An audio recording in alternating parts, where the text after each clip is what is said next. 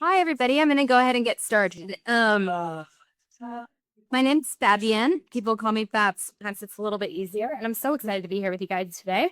I'm going to be talking through my research, and basically my aim was just to explore the role of culture in perpetuating coercive control. So I explored materials from a specific church context and tried to see how coercive control showed up in systems and the processes and structures of the organization. So I'm going to talk more about that in a second.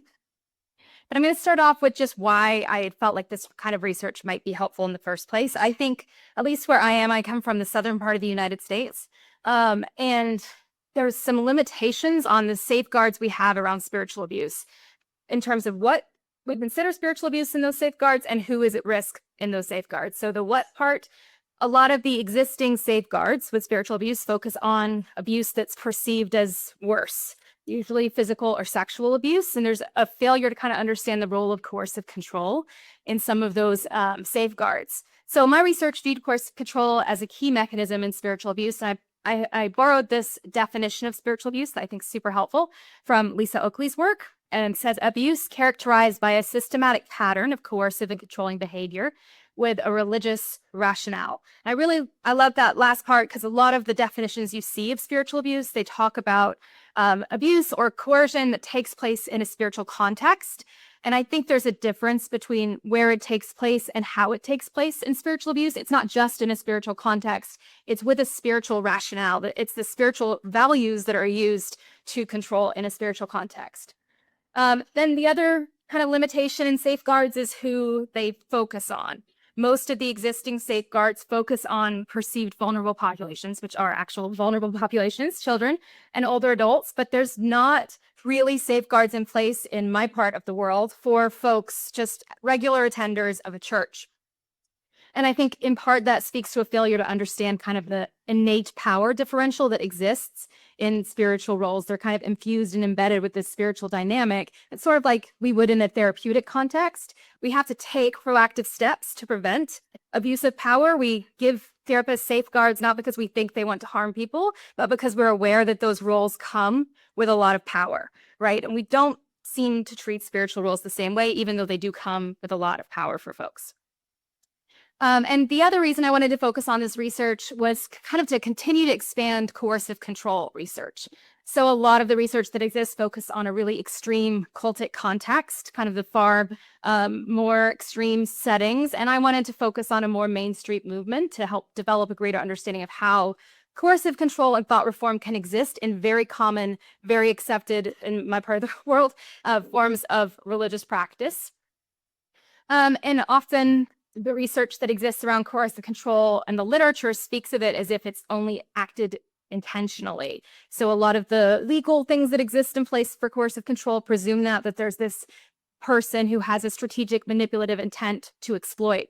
But spiritual abuse research teaches us that a lot of times the perpetrators in these spaces believe they're helping someone. They believe they're doing what God has asked them to do. They even put themselves under the same paradigm that they put other people under. And of course, research in coercive control or thought reform, like Robert Lifton's research in communist China, speaks to this idea that if someone is a victim of thought reform, if that happens successfully in their brain, they are also going to be a perpetrator, not because they're trying to harm someone, but because they believe the things they've absorbed themselves.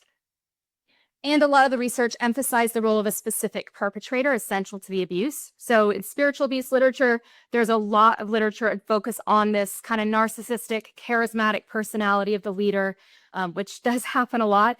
But I wanted to explore the possibility that it could happen apart from that there could be a cultural context which is distributed, passed down to other churches, and without intent or awareness, the systems themselves hold the coercion that gets passed forward. So that's kind of why my research came about. I did 2 phases of my research. I'm really only going to talk about phase 1 today just because of time. But phase 1 was just answering the question, can cultural processes propagate coercive control? Can they hold, can the system, is there evidence in the system of coercion? And if so, what does that look like? How does it show up? And phase 2 for me explored if that was true, if there is a culture of coercion in this specific context, if another context separated by time and space had similar cultural elements, would there also be coercion, even though there's no connection to the church anymore that it originated with? So I won't talk about that today, but it was a fun part of my research. So phase 1 was exploring coercive control in the culture of an influential megachurch. The church I picked was founded by a pastor in 1996. He was a young guy, 26. He founded this church. It grew really rapidly. By 2013, it had 15 campuses across 5 states and over 15,000 attendees. Very large influence, which means because of this size and space, it means at this point in 2013, when someone walks into this space, they may enter a system in which their experience of the group may not be an experience of the leader. He's not in every room. There's enough space that there's pockets inside the church where we can explore the culture outside of his specific presence. He was problematic, abusive. There were charges brought against him. The church started an investigation, and actually they didn't remove him. He voluntarily stepped down, and then the church closed shortly after that in 2014. So it's a good test case for me because the leader's abuse had been frequently talked about, a lot of research, press coverage on his abuse, but there hadn't been as much research around the culture itself. And the culture, because of his influence at the time, early 2000s, has been spread to lots of different churches. And because of the size of the church, again, I could kind of get into these pockets where he was not in every room. I could see the culture outside of his specific influence. So I used a directed content analysis to analyze the materials publicly available from this church to see what ways patterns of coercive control were present outside of his specific influence. I'm going to go through my methodology pretty quickly, although it was fairly complicated, but if you have questions about methodology, I'm happy to talk about that as well. But as I said, I use directed content analysis, which basically means it's a qualitative analysis where you take existing theory and you look at materials, and top down, you kind of see how these materials line up with the existing theory. And that worked well for me because I wanted to look at this culture in light of existing research on thought reform and coercive control. So I created these categories that I'm going to test this material against, and those included Lifton's themes, some themes from the work of Lisa Oakley and Justin Kinman, who've done a lot of work on culture and Christian spaces in the Western world. Margaret Singer's Tactics of Thought Reform, where they weren't covered by the other two. And then I kind of merged them together. And one of the great things about this approach, this directed content analysis, is it's very fluid. You can adjust it as you go. So those all got merged and moved around throughout the process as different things emerged, and ended up at the end with 8 categories. And underneath these categories, I had descriptions. So the categories, just broad themes that we see in coercive control that are established in coercive control literature already. The descriptions, much more specific, how that played out in this specific church, what that looked like in this church. So the document selection, it was 35 documents that I included. I excluded press articles or any materials about the church that were written from outside because I really wanted to source the content from the culture itself. I didn't include the pastor's sermons or things like that, which obviously have a big impact, but I was trying to get away from his specific influence.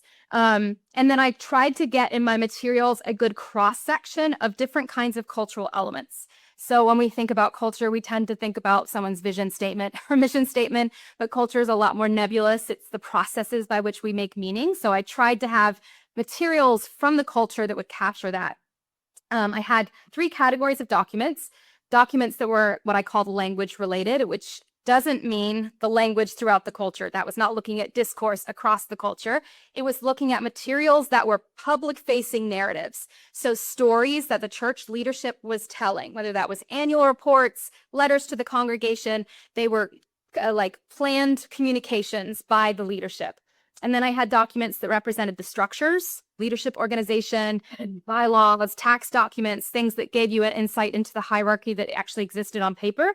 And then systems. These were any kind of processes or procedures that existed inside the church. So becoming a member, joining a small group, how you get disciplined if you do something wrong, the process of giving feedback. That's what was included in that one. So these were the kind of the tags that all my 35 documents fit inside. As I started doing my coding and analysis, I used a program called Atlas TI. And my first research question that you remember was just, are there patterns of coercive control in the materials? And that answer was definitely yes. This is kind of just a high view look, and I'm going to go through these fast, but I'll show them to you later if you want, but I'm going to get to the fun stuff. Fun. Okay, so this is how they broke down across the different kinds of materials. So you can see that there was a different discrepancy between how they show up in cultural elements for some of these categories of coercion. So yes, there are patterns of coercive control in the culture, but my second question was, what does that look like? How does it play out in that specific cultural context? And for me, to answer that question, I really had to look at these descriptions that I'd formed. And I had to find a way in my methodology to look at descriptions across category because some of them contributed to a similar pattern. So I developed something called clusters. This was a lot longer process than this one slide, but I developed these clusters that would explore trends across category. It was a method of grouping descriptions that described how the coercive control played out, and they were just related descriptions that all pointed to the same bigger pattern. So at the end of all that, I had 16 clusters, 16 ways that coercion played out in this specific church cultural materials and context. And I'm going to go through these, but I'm going to go through them fairly quickly because I'm going to focus on the 4 that were most dominant after that. So yeah. So the first couple here, you see these first 3, they're kind of numbered where they have a similar like thing that they're doing. And these first 3 are really obstacles to feedback. So there are 3 different clusters that captured the way that they created obstacles to feedback. That first one, ineffective accountability, is really a little bit more than ineffective accountability because there is ineffective accountability in the structures and the systems, but there's also a lot of discourse that communicates healthy accountability. So there's clarity of awareness, claims of accountability, and descriptions that indicate they know what healthy accountability looks like.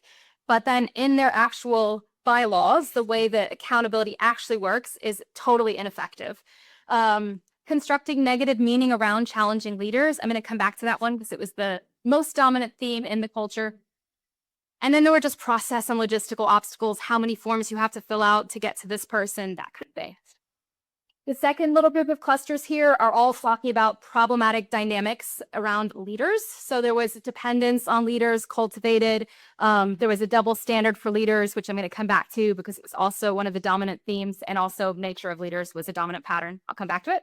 And then there was protecting upwards. They did have so many conversations and processes that were about protection, but they were about protecting the leaders, not the congregants. This next group of these next 4 clusters were all about controlling dissent. So with consequences for disagreement is what that word is, exit costs, things like that. The next one there is constructing meaning around submission and repentance. There was a lot of loaded language around those words used to create sort of sense with them. Constructing meaning of emotions and resistance. So when the pastor's talking and you're really uncomfortable with what he's saying, what does that discomfort mean? What's the meaning of that? Is it because he's saying something wrong, or it's because there's something wrong with you? And then there was explicit control, like you can date this person, you can't date this person, that kind of thing. These next 3 were all about, I didn't know how to name them simply, but they essentially all had this same pattern of it's not us, it's God. I know you have a problem with what we're doing, but it's not us, it's God. And they did that through conflating the group participation with Christian identity. Being a part of this group is what it is to be a Christian. Conflating the leader and God. I'm going to come back to that one. It's one of the top patterns. And then rules, processes are God's rules and processes. This is from the Bible. It's not us. If you don't like it, take it up with God. And then these last 2 clusters, there was gender roles as a means to control, and requirements and rules around disclosure, who can disclose to what, when, how, and where. So those were the 16 clusters. You can kind of see here at a glance how they broke down in language structures and systems. And I did do a whole separate analysis on how it showed up in cultural elements, because I think that's really helpful for a number of reasons. But I'm going to spend some time kind of walking through the most dominant clusters, just the top 4, so you can kind of get a sense of what kinds of things were involved in them.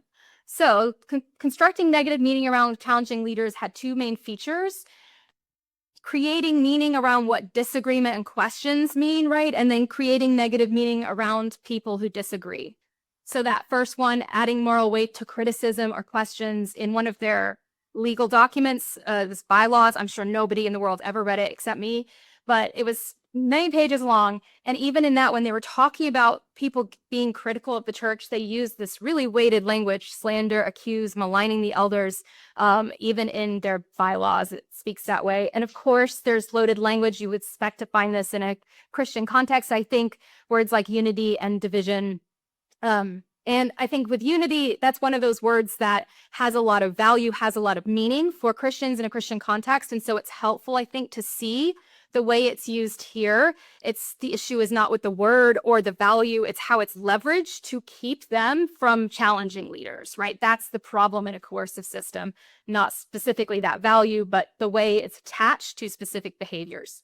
And then what does it mean to be a person who disagrees or questions? There were implicit meanings around this.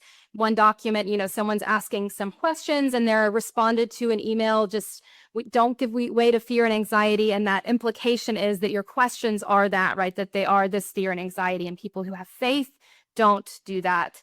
And then there's more explicit meanings. Those who challenged were sinning through questioning. They were critical spirit, slanderous, immature, unwise, selfish, and disrespectful.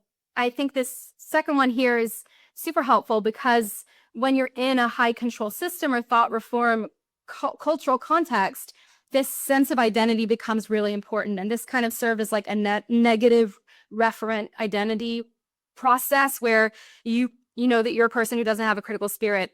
This is what a person with a critical spirit looks like. So even on an unconscious level, your brain is going to move away from the behaviors that are attached to that identity because you don't identify with them.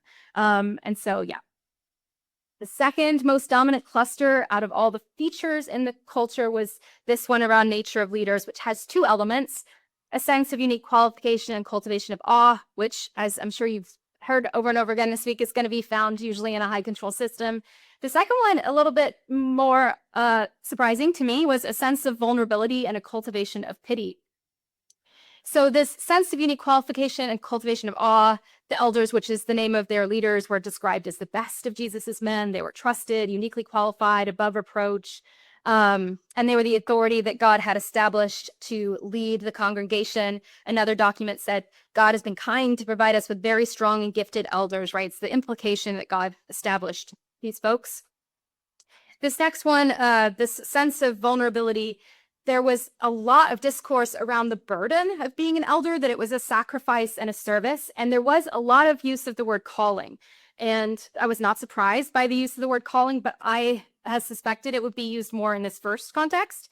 These men are called, they're appointed by God, giving them the sense of specialness, but it actually was not. It was associated a lot with this sense of powerlessness. There was an elder who wrote an internal communication to another elder, so no one was going to see it in the church. And he said, God has called me to this, meaning the office of an elder. I can't quit. And this calling, the only real value it has is to keep me in this misery and this mess until I'm incapacitated or die.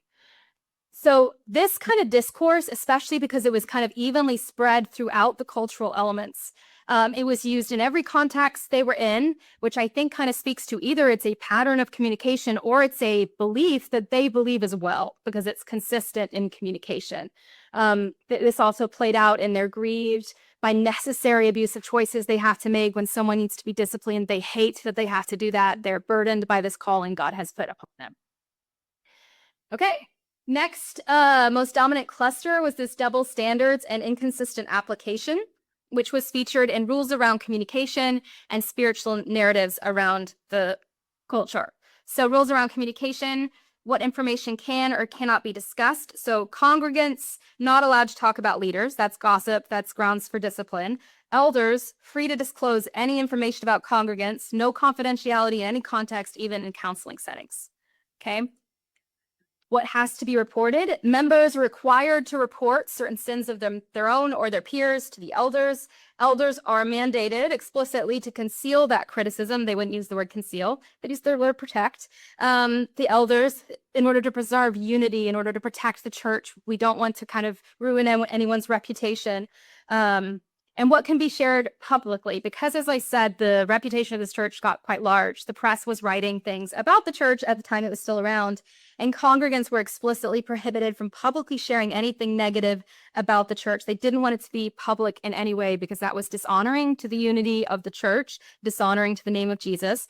On the other hand, elders were shared and obligated personal details about members publicly. They felt very comfortable and actually felt like it was their responsibility to publicly disclose sin issues for those who were in their discipline process.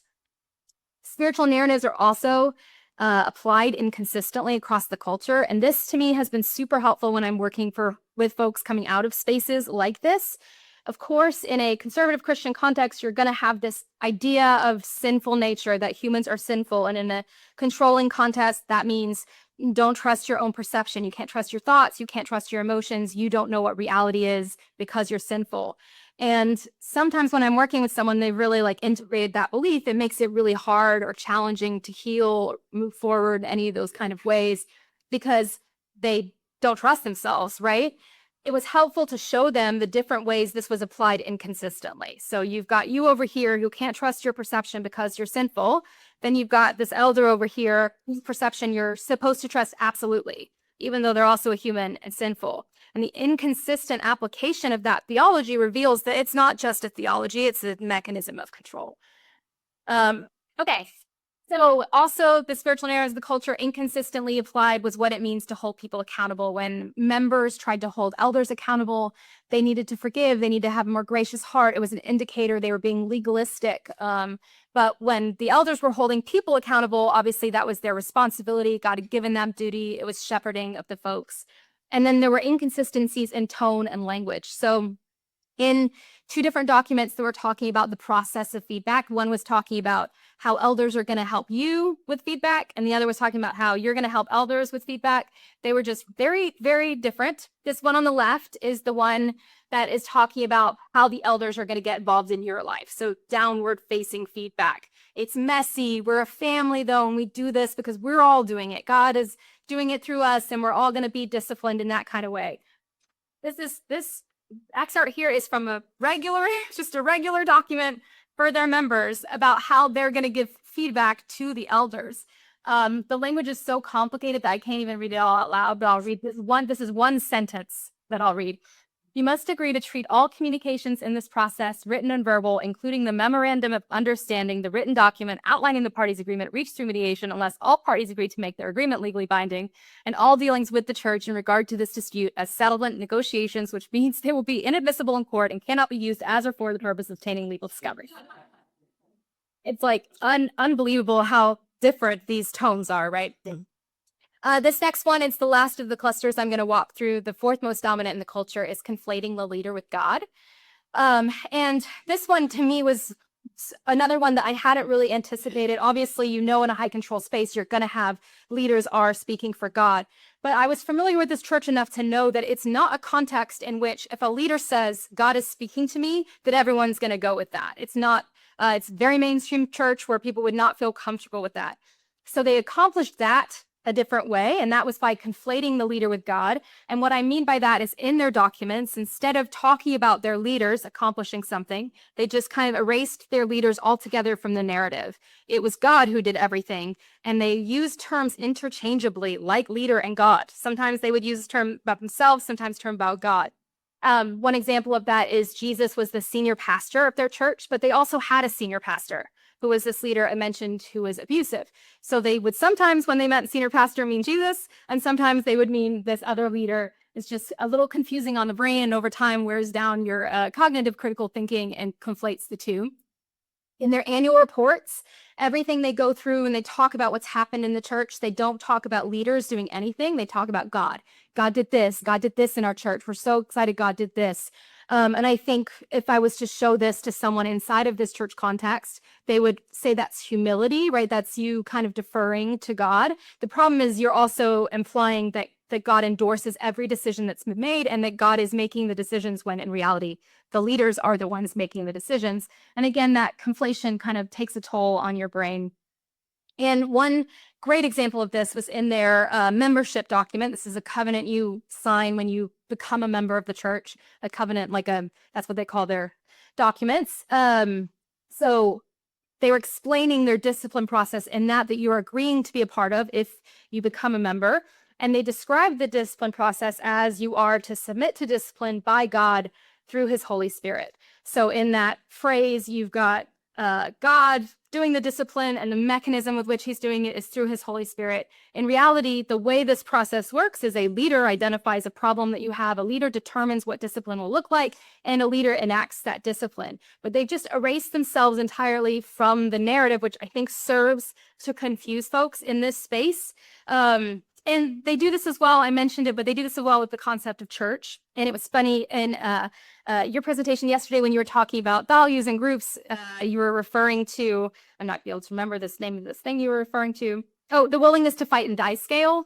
And within that, this was a presentation yesterday. We're talking about the willingness to fight and die scale. And there were questions in it like, what would you be willing to do for this group? Would you be willing to hurt someone for this group? Do you think this group is superior to other groups or better place to be? And if you asked people in this context those questions, I think they would say no.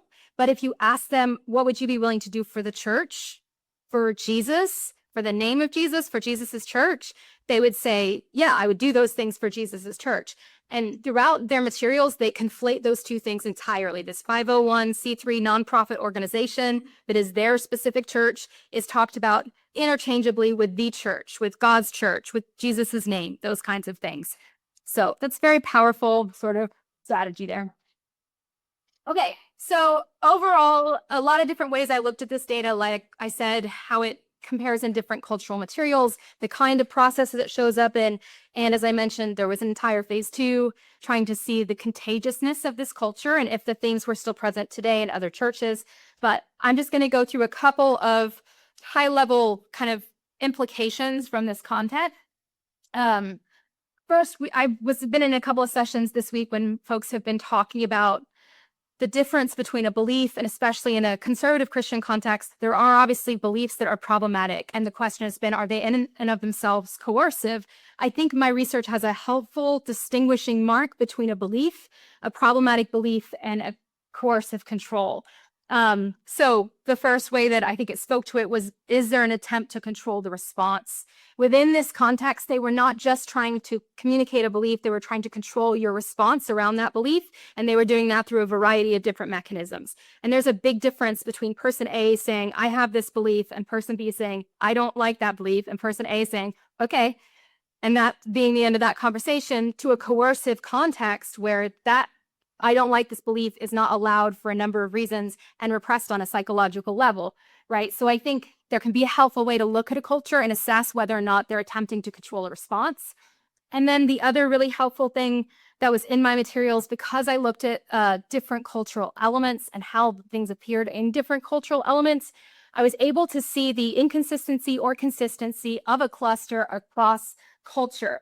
So as I said, there were some that they spoke the same way, they used the same mechanism, they used the same language behind closed doors as they did out front, but there were others that only showed up in those language public-facing materials and those language-related documents. For example, that conflating God and the leadership, that did not happen in their internal documents, it didn't happen in their processes documents or their structures in the same degree, prevalence that it happened in their language-related materials, which I think implies there's some sort of benefit to using it in one context. It's not just a way of speaking, it's not just a way of communicating, and it's not a belief they have that plays out in every context. So I had a few others, but I'm going to just kind of go through this last little slide, and then we will have time for questions. Great on time. Okay, great. So just some things that are next for me, or from this research in general. I think it would be super helpful to see how these clusters apply to other Christian contexts. As I've shared them with some folks, even from very different Christian contexts within the US, there's been a lot of resonance. And it does seem like they have a further application than this one specific church that no longer exists.